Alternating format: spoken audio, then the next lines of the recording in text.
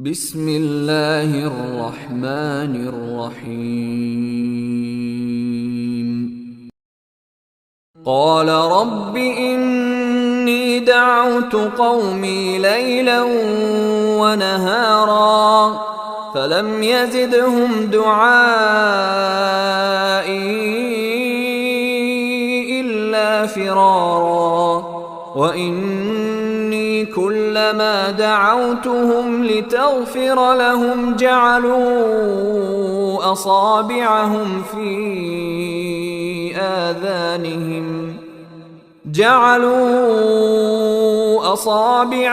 في